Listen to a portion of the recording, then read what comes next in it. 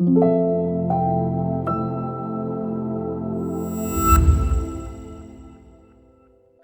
my name is Julia Kravtsova, and I'm one of the pharmacists at QuickRx Pharmacy. I have here today Maggie. Hi, Maggie. How are you? I'm fine, thanks, Julia. So, Maggie is one of our patients, and she's here to talk a little bit about her journey with us. Yes, I am. Maggie, so Yeah. take me back to the moment that you were first diagnosed with MS. What was going through your mind? Goodness, the day I was diagnosed, I was sitting in my office and got a phone call from my neurologist and was told that, okay, we've got results back and they're positive. To me, positive was a good thing. No, it was not a good thing. So when I realized what he was saying, he said that I have MS, I froze. I do remember having a really rough time. I worked at a newspaper at the time. I had an assistant in my office who went out and got help for me. I went and got hysterical for about 5 minutes. Made a phone call, had my mother, who's a nurse, come and pick me up. She was far away, but she came pick me up, and I was not going to stop. I said, take me home. Let's do this. I started my treatments the next day. I wasn't ready to stop my life. Yes, it was difficult, but I remember that being the only time that I was having any kind of nervous kind of anything. After that, I dealt with it. I'm not saying that I'm any kind of superstar or rock star, but I really still believe that I was the person then that I am now, and the fact that I have to take care of myself. So this is something that stops part of your life. It does not stop your life. And I found that out quickly. I had to go through a lot of things. I had to switch jobs. And once you realize it's all about your life, you're going to be able to handle it. Not happily all the time. I'm not happy all the time, but it's my life. That's amazing, Maggie. So you said that you're not happy all the time. What do you do in moments when you feel defeated or the most unhappy? I think that I retired. I was a high school teacher for 17 years. I taught journalism and I taught English. And I loved what I did. And I still find that's what makes me feel good is I still write. I read and I write, and I do a lot of freelance writing now. Even though I'm retired, it makes me feel I still have a purpose. So also when I stopped working, that's when I felt defeated, because why am I here? I'm not able to work anymore. What am I doing? Well, I was able to do some writing for the Multiple Sclerosis Foundation. And once I worked with them doing articles and having work published, I know that their offices are not far from my home. And I said, I can drive, I can be there. So I now go to the office one day a week. I say, I'm going to work. And you know what? It makes me feel alive. And it makes me able to help other people with MS. And the foundation does nothing but assist people who have MS. And it's newly diagnosed or many year warriors like myself. We can all work together to make things better. And that makes me feel like there's a good point to my life. And yeah, MS is nothing good, but I will always look for a silver lining. And if the silver lining is that I'm able to help someone else for whatever reason, be it MS or not, I'm happy. And that's what I feel I can do. Yeah, that makes perfect sense. And that's amazing. Maggie, so tell me a little bit about your journey. When were you diagnosed and kind of what was that first moment like? I was diagnosed when I was 26 years old. I had graduated with my undergraduate degree and was working towards a graduate degree. I didn't know what I wanted to do, but I started to work. So I had a professional career that had started, and I was working in media, and that's where I thought I was going to head. I ended up in marketing, public relations, because I'm a speaking person. I like to talk, and that's what I was good at. Well, that's great until all of a sudden I have numbness in my leg and my eyes are seeing double vision. And what's going on? What am I going to do? So fortunately, I come from a family of medical professionals. They had me go to doctors immediately. And it was scary because I had never had to go to doctors growing up because mom and dad always fixed my boo-boos for me. Well, this could not be fixed. So I had to go and just step after step finding out I would be at doctor's appointments, but I still go back to work because I don't know if it's an ego problem that I have, but I don't want to be defeated by anyone or anything. And that's what I say about MS. It's a cliche that we hear all the time. I have MS. MS does not have me. And it's the most true cliche that I know. And again, I was only 26 years old and I have been diagnosed now for 27 years. I've been diagnosed longer than the time I was alive. I was alive less years that I've now been diagnosed. So more than half of my life, I've had MS. That's amazing. And can you talk a little bit about what you do for the MS Foundation? I am in the office where they do programs and services. And I actually was fortunate to be able to take over as the in charge person for the We Call, We Care program. Someone's newly diagnosed and they don't know what to do. They need help with something. They just want someone to talk to.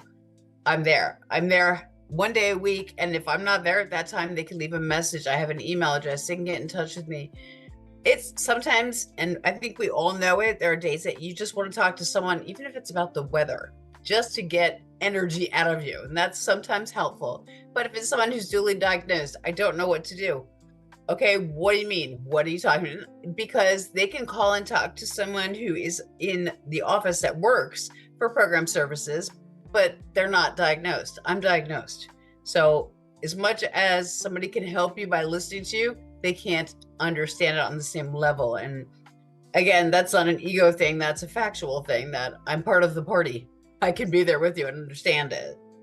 So that's what I get to do. And it's a blessing in disguise, I guess you could say, because I'm there to help people. And it also helps me because I feel good about that. Yeah, of course. One thing that nobody warned you about. I have to think for a moment about that. Like, what was the biggest surprise? I don't know if I want to say that it was something that's bad. I think, and this is going to sound silly maybe, but I've thought about it ever since working with people such as you guys, because you always work with the foundation now. And when I work with other people who are helping other MS patients, I realize, and sometimes I'm told by my colleagues at the foundation, we forget you have MS. Well, the biggest thing that I have found is, yes, it has deterred my life. It has made things that I never expected were going to happen. I'm 54 years old and retired because I cannot work because of symptoms. However, I can still give my time. And I think the biggest surprise that no one told me was going to happen, I was told, oh, it's terrible. You're going to not be able to walk. You're going to lose so much of your life. My biggest surprise is, I am surprised at the strength and power that I have. And I have been able to not only maintain, but build on that and build my life. When I was diagnosed, I was 26. By 30, I owned my first home. I work. I do everything. And everyone's like, oh, well, you're going to get married so someone to take care of you. I didn't get married until I was in my mid 40s. I did not want to, A, rely on someone, or B, make myself someone's problem to have to worry about. That's not me. So I think that was strength that I found that I had. So that, I don't know if that's how you wanted to answer, but that's what I could think is a surprise. I didn't realize how strong I am. Yeah, Maggie, it's all about you and your journey. And, sometimes surprises are good, and sometimes things you don't expect are good things. And that's amazing. That should be so encouraging to so many patients who are just diagnosed, who literally think, they don't know anything about it. So if you read online all of the possible symptoms, it's scary. Yes, don't do it. Oh, I made that mistake when I was first told by my neurologist that it seems to be multiple sclerosis. I had no idea what that was. And so, of course, I go get my MRIs and it says show signs of a demyelinating disease. So me and my finger happy self with my English degree, I want to know what this word is. And I type it, and when I see what it says, I'm like, what? The word disease. It scared me. That was the scarier time. And then again, my parents are both medical professionals, and I went to my dad's house and was talking to him, and he's like, okay, I don't know. Then he and my mom ended up on the phone talking. They didn't know I knew they were talking. Something had to be wrong. Okay, that's the scary part. When you're told you have a disease, that's the scary part. But it doesn't mean that you're not going to be able to handle it. Back then, 27 years ago, they had just started with any medications to help treat symptoms. They were called the ABC drugs, Avonex, Betaseron, and Copaxone. That's all there was. And I was put on Avonex when I was first diagnosed, and I relapsed 6 months later. So they said, okay, we're going to try the opposite type of prescription that we have. And we did. And I've been on Copaxone, which is glatiramer acetate. I have been on one of the forms of that since that day. And I inject myself. Back then, you used to have to mix the powder with saline, mix it up, and pull it out in a syringe. I used to have to do basically a chemistry class to give myself injections every day. But now they fortunately have advanced to pre-filled syringes. Again, people, I don't want to have to use a needle. Suck it up. It's your life. You have to. But today's world, and I haven't changed my medicines because it's not something that needs to be fixed. Don't bother it.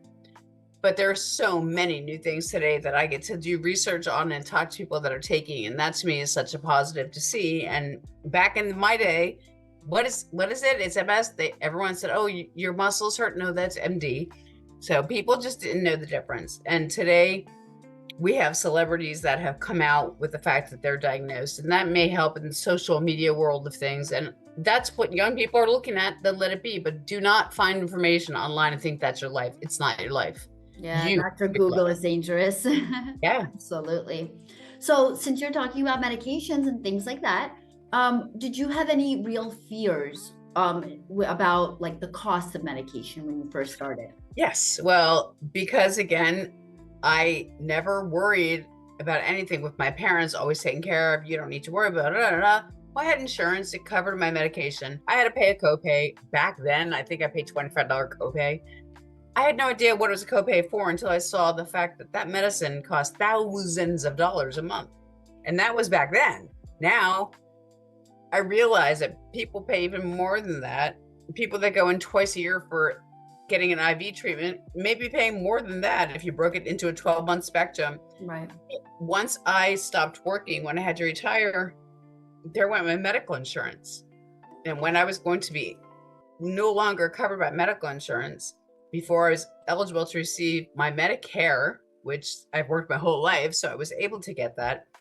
But that's when it came out to, okay, what am I going to do? Because my medicine, to stay on the brand of it that I had been on for decades, it was going to be over $6,000 a month. Wow. So just, that was horrifying. And what do? I get online and I just hunt and hunt. And what am I going to do? And people say, okay, well, you have an insurance agent, ask her. She gave me people to see if they have any kind of money. Yeah, they have funds, they have this, they have that. Every person I contacted, oh yeah, we have it, but we're full right now. We'll put you on a waiting list. That's fear for me because I had never not been on my medicine since I was diagnosed. Now, I'm doing well, as far as well can be, I think, but I didn't want to stop the medication. And that, fortunately, is when I was playing around looking for something, and I found a line saying, do you have Medicare and do you need help covering your Copaxone? And that was the medicine I was taking. And of course I click yes right away. I'm like, no one's going to answer me.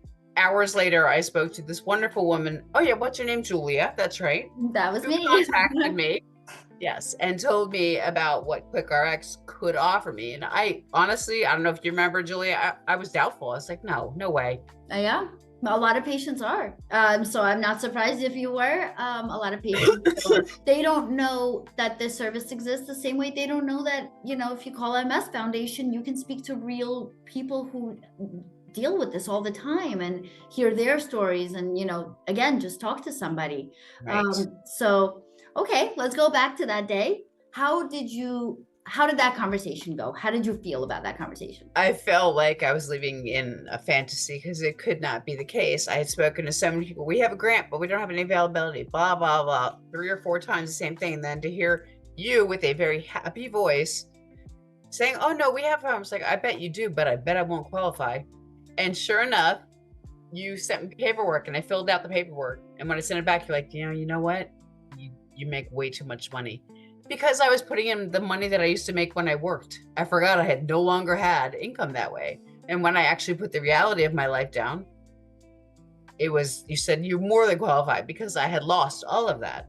But again, it didn't matter to me because I was still living my life. And that was what I cared. So I was separating the two things incorrectly.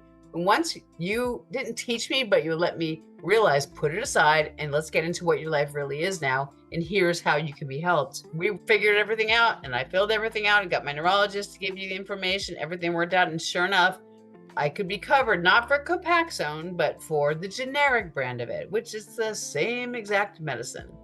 And so perfect. How are you doing on that medicine now? Perfectly fine. Perfectly fine. People can't believe that I will take an injection. I always say at this time I have speed bumps on my abdomen because I inject 3 times a week into my abdomen. And after 27 years, you have some marks there. But whatever, I don't care. people don't get. You can do it. It's subcutaneous. It's not a deep shot. It's easy. I mean, you don't need a Band-Aid after you do it. It's easy. You'd So actually compare it to insulin injections, right? Because they're the same exact needles, technically. yes, All right. absolutely. Just Perfect. into your skin. It's so simple. Anyone who uses tweezers to pluck, that hurts more. No, that's true. That does. If anyone's ever had that one hair, for sure. Yeah, exactly. So, Maggie, how do you think, since you've had MS for a very long time now, how do you think, in general, MS has changed over the years? I think that it has become more widely recognized. I know when I was first diagnosed, when I first worked at the MS Foundation as their marketing director, that was 23, 24 years ago, people were not recognizing what MS was because it's not that big of a deal. And 300,000 people, there were over 1 million people that had it if they put the numbers together the right way. So what did I do? I'm the one who said, you know what, we need to make more awareness of this. And actually, how ironic, we're about to begin March, and March is National Education Awareness Month for MS. That began from the foundation asking for the state of Florida to recognize it on a calendar, and they did. The governor signed a proclamation for it when I was there. So we started it, and it became something huge for everyone. And no way is it 100% that, oh, I'm taking credit for it, but it got word out. And that's it. I don't care how word gets out as long as it got out.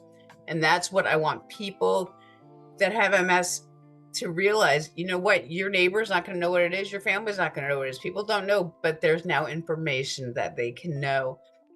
The recording that we're doing right now is information that someone can find. Oh, I didn't know that. Exactly. And not say, oh, I heard something. You can go further than just hearing it. You can do more research on your own. You can get on the computer, you can make a phone call. There's so much that can be done now.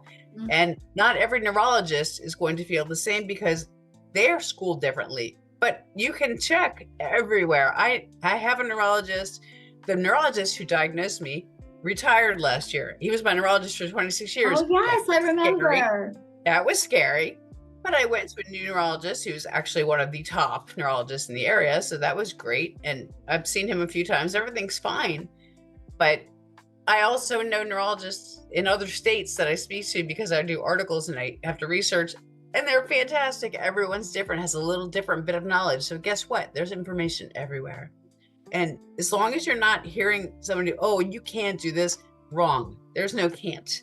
There's how can I? If you hear somebody say you can't, well, maybe I don't know how yet, but how can I? There has to be a can somewhere. I love that. And how does that make you feel about the future? Like, what do you think the future of MS looks like? I think that really they're doing a lot more research into how to repair myelin, because the one thing that we can't ever do is fix what has happened. Maybe we're going to be able to, maybe not 100%. I'm not going to get back everything I've lost. But if I could stop progression because of the repair, if it can be something that, okay, great, I have problems with my balance.